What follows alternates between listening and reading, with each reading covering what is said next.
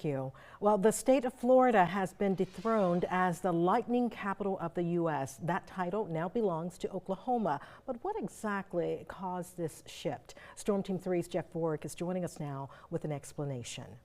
So essentially this year was a little bit different than your typical year for how lightning ended up in the state of Florida. So Florida's in a drought, as are we. The southeast has generally been fairly dry recently, and the county that led the way was Kay County, Oklahoma. That's in the north central portion of the state bordering Kansas. 123 flashes per square mile, and this was in a study from AEM. Now, typically Florida's higher due to the sea breeze and the very long wet season, but this year, the Great Plains actually had quite a bit of storm activity, a bit of a return to the traditional tornado alley as well, with plenty of that activity. And while with that, Florida did not get the rain they needed. Here's a look at the drought monitor for the state of Florida. The entire state is either in moderate or severe drought along the peninsula, with the exception of a few areas of abnormally dry conditions in and around the Orlando area and the Palm Beaches. So I mentioned the more active storm track across the Great Plains. You have thunderstorm complexes that'll end up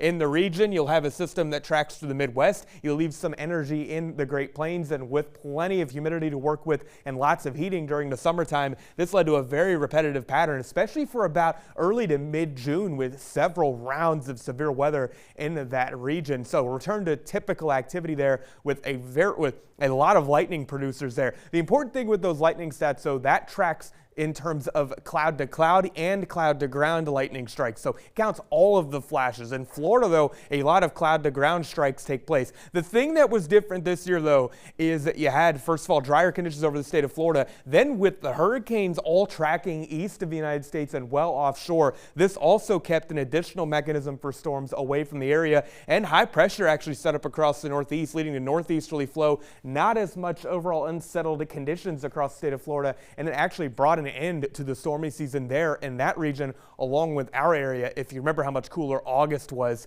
compared to average. So again, the multiple factors led to this temporary shift. And a reminder about lightning safety as well. Even though we have not had too many storms in the area recently, remember, lightning strikes 15 miles away. You want to stay inside 30 minutes after the last clap of thunder. Sturdy building's the best place to be. A vehicle is okay too. Then you can still have to stay inside for 30 minutes and get away from windows, exposed plumbing, and wiring.